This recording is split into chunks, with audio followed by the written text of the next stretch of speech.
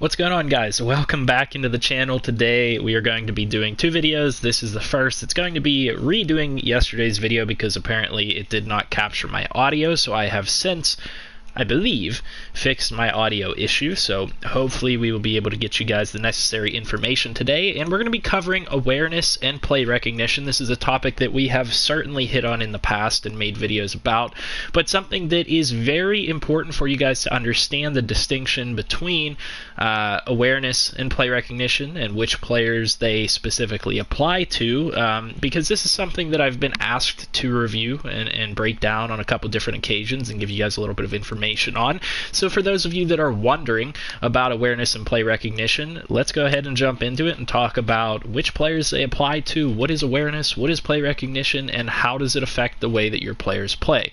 Now, the first thing that I want to talk about whenever we're talking about awareness and play recognition is the fact that these are traits that are going to only affect your players whenever they are CPU controlled. So let me kind of preface that, or put an asterisk to that, and say that it's not just your opponent as the CPU controlling the players when these things matter. So on your team, you're only ever user controlling one player. All of the other players are controlled by the computer. They're controlled by their own automated intelligence. And so their awareness and their play recognition are combined factors that factor into multiple equations behind the scene that determine essentially how well a player does their job and how well they react to what's going on around them. So, for example, when you're using your quarterback, or we'll just go with quarterback for right now. When you're using your quarterback, the awareness stat does not matter for that quarterback. That is something that is very important for you guys to know. But say you're clicked onto your quarterback, the awareness stat of everybody else around you is in effect. It is controlling essentially and factoring into whether they're going to be doing their jobs or not. Now we're going to talk about more of that as we move forward here, specifically which positions awareness and things matter more for. But a quick note before I get into really play recognition and awareness is, if you're doing a full simulation game, like RFL style gameplay, broadcast style gameplay, where it's all CPU players, it's all computer controlled players, nobody is user controlled, their awareness matters for every single player. But what I want to get into first is I want to get into play recognition, because there is some confusion still about play recognition, and I don't mean to speak down on anybody, but I don't think that it's ever been properly clarified. But play recognition only applies to defensive players, and this is very important for you to know, because you don't want to be looking for play recognition on offensive players, because it has absolutely no impact on how an offensive player plays the game.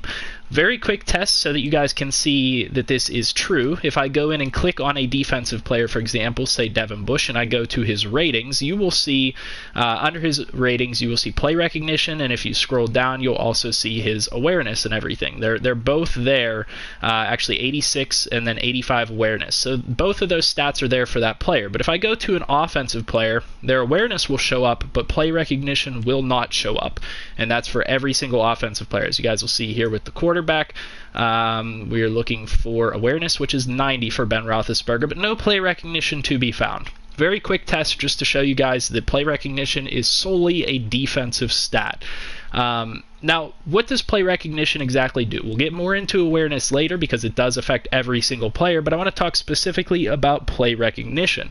Play recognition is very impactful for pretty much every single defensive position. It will have more of an impact for certain positions over other positions, but first, we're going to talk about exactly what it does. Play recognition is very straightforward in terms of this. It is self-descriptive. So play recognition determines a player's ability to read the offensive play and react accordingly to that offensive play. So again, this is a rating that factors into a lot of formulas that are going on behind the scenes and determining how well a player does their job. And so this one is specifically weighted towards how well a player reads the offensive play and does what they need to do in order to defend that play. So we'll take a look at a linebacker, for example. We're hovering over Ulysses Gilbert.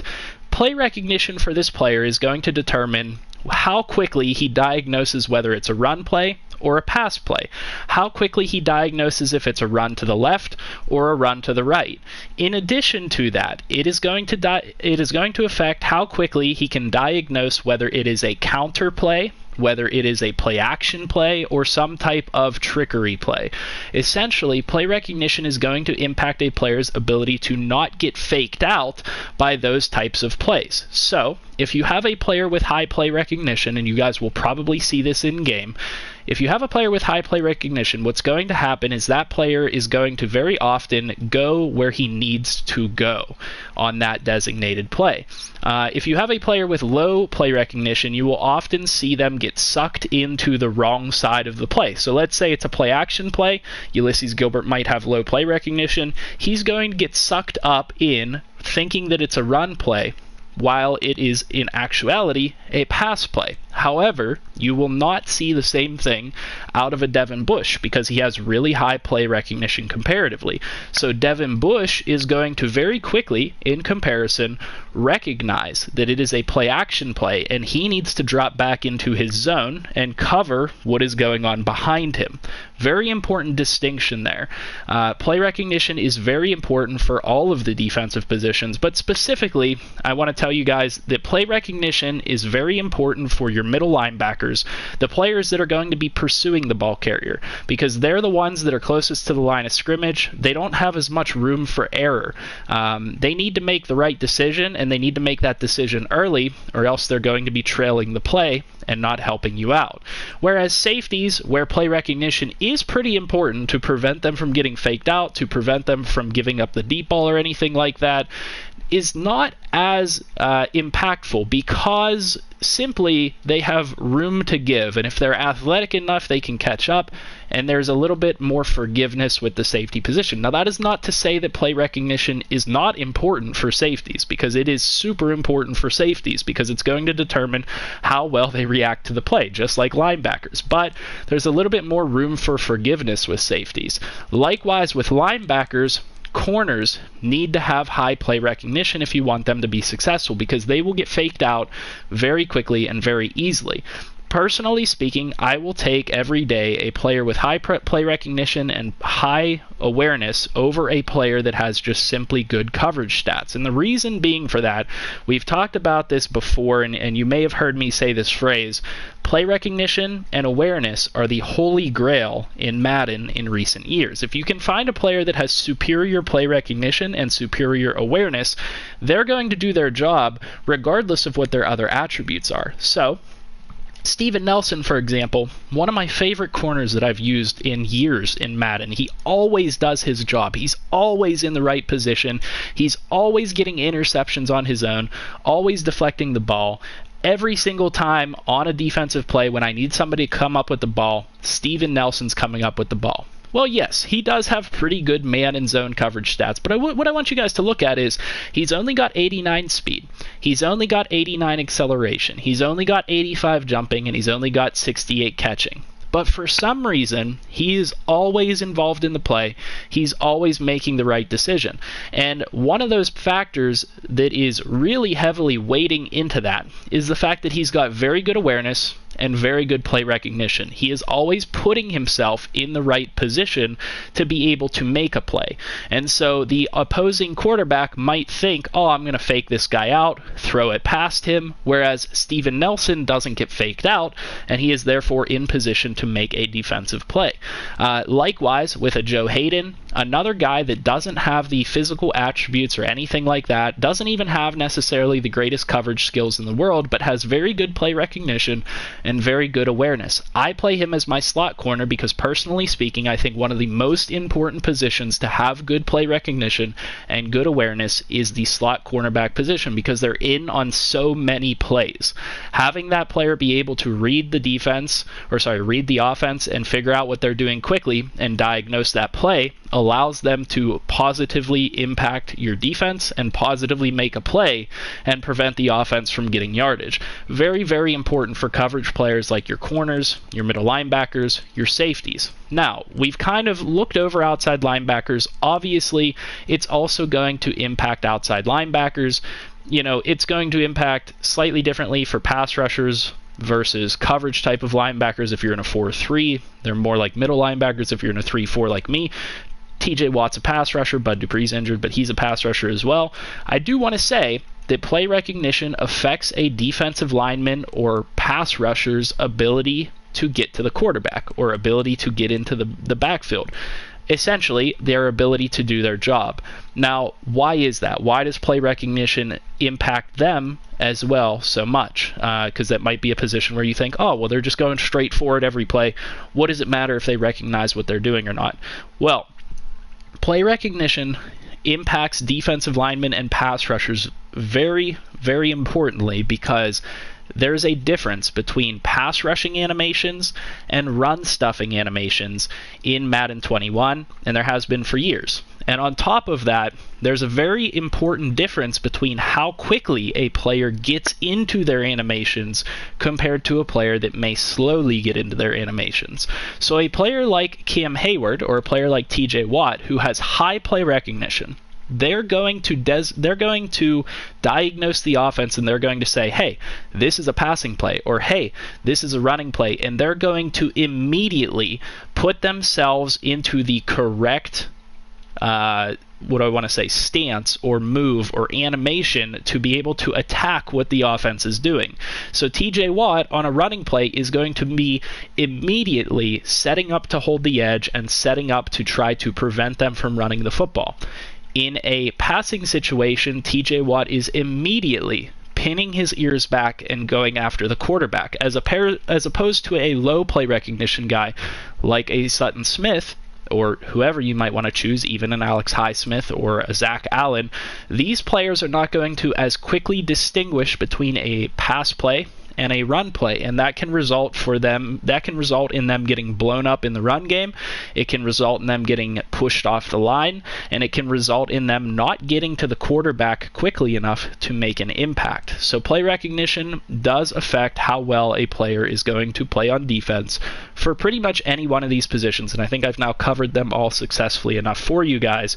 We're going to talk about awareness a little bit. Like I said, play recognition, more of a specific designation on how a player diagnoses what the offense is doing. Like I said, it does factor into formulas that are going on behind the scene that also take into account their other ratings. Now, awareness is more of a general statistic, and the way that I like to tell people to think about awareness is how well, when you're not controlling a player, that player will do their job on their own. That's the best way that I can describe it. That's the most general way that I can describe it that kind of encompasses what awareness does. Now, awareness isn't going to specifically cause a player to be able to, get off of a defender and run their route properly. It's not going to specifically cause a player to do any one thing better than another player. But what awareness does do is it impacts those formulas, that are going on behind the scenes. Awareness impacts every single player, and the formulas that are going on behind the scenes that determine how well a player does their job. So awareness, for example, is going to factor into the same equations. It's going to help a player diagnose what the offense is doing. But think about it more this way. Awareness more so for Devin Bush, for example, we talked about play recognition and how it's going to determine whether he reacts to a run or a pass, gets sucked in, gets faked out. Awareness is more so going to affect how he reads that play, how quickly he reacts to it, and how well he does his job in the process.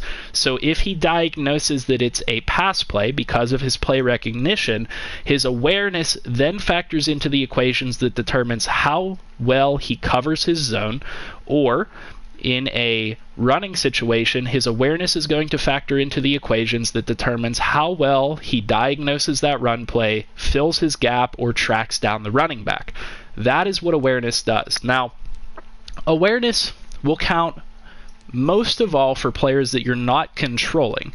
Obviously, that's going to include linemen, defensive players, but some of the things that you guys have to understand with awareness is they kind of go out the window when you're controlling a player and trying to do certain things. So for a quarterback, for example, if you're in a user game, you're always going to be controlling the quarterback. So your awareness stat really does not matter, because awareness, like I said, is a CPU trait. You could have a quarterback with 0 awareness. As long as they have the same stats, they're going to be able to complete passes and everything, because it's your awareness, it's your decision making. I guess that's another good way to think of awareness. Awareness is decision making, at least for quarterbacks, for example. So for a quarterback, you are in control of that player's decision making. But when that quarterback is left to play on their own in a broadcast style gameplay or a simulation style gameplay, their awareness determines how well they decide what they're going to do, where they're going to throw the ball, and when to throw it. Likewise, for running backs, wide receivers, players that you're going to be controlling at certain points in time, your specific ability to control that player will negate their awareness at times. So whenever you take over Deontay Johnson and he has the football in his hands, or I take over James Conner and he has the football in his hands, I'm going to determine where he's going with the ball. I'm going to determine when to cut, what move to make, when to make it, all those different factors. However, if you're in a simulation style gameplay, the awareness trait is going to affect how well he does those things on his own.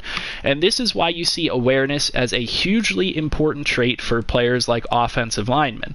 Offensive linemen need to have a high awareness trait, because that awareness trait is going to determine whether they know who to block and how well they go execute that block. Now, their blocking stats are going to determine how long they can hold that block for, how effective that block is, whether they knock that person off the ball, whether they pancake them, but their ability to get there in the first place and diagnose who they're supposed to block in the first place is very highly dependent on their awareness trait. That's why you guys will see, if you don't have high awareness linemen, they'll block the wrong people. Likewise for a tight end, if they're blocking, same thing takes into account. Wide receivers when they're blocking, fullbacks when they're blocking, you want to have good awareness, otherwise they're not going to choose the correct person to block. They're not going to be aware of what's going on around them. That's the best way to think of it. Now, defensively speaking, again, awareness matters for all of these players. Awareness maybe matters a little bit less for the defensive linemen, but it really matters for defensive backs and coverage style players and linebackers, because it's going to determine how well they're aware of receivers coming into their zone if they need to cover them, how well they're aware of what the offense is doing, how well they're aware of where the running back is going and how they need to get there and what angle they need to take. That is what awareness does for you guys. So that is kind of a general breakdown and understanding of what awareness and play recognition are in Madden. That's kind of an understanding of which players it matters for and in which scenarios. I hope that this helps you guys out in some way. Like I said, awareness is more of an overall trait that pretty much applies to everybody, whereas play recognition is a trait that is specifically designed for defensive players and how well they recognize what play the offense is going to be running. Hopefully this helps you guys out, because like I said, I don't know that this is the most widely spread and available information that there is, but it is very important that people at least have a general understanding of awareness and play recognition, and the fact that it goes into multiple formulas that are going on behind the scenes that are determining how your players play. Because play recognition and awareness, as many people have pointed out, and as I have, kind of said on multiple occasions, is kind of the holy grail in Madden these years, in the past couple years. And the reason being for that is because it's very rare that you will draft a rookie that has high awareness and high play recognition. It's very rare that you'll find players in general that have high awareness and high play recognition, and it's sometimes difficult to up or increase play recognition and awareness in your players, because a lot of times those stats are lacking behind, whether it be their coverage stats or their blocking stats or whatever it might be. And you might have a player that's a really high overall but has low awareness or has low play recognition, and they're not performing, and you might be wondering why. So go out there, check your players, see what their play recognition is on defense, see what their awareness is, and if it's low and those players have been underperforming, check your underperforming players to see what those ratings are for them. And if that is the case, you might want to consider moving on from them or trying to build those stats up and increase their ability to do what they need to do. Hopefully this video helps you guys out in some way. I'll see you guys in the next one. Make sure you guys leave a like on the video, comment down below for what you'd like to see next, and subscribe to the channel if you're new. like I said, I'll see you in the next one. Have a good night.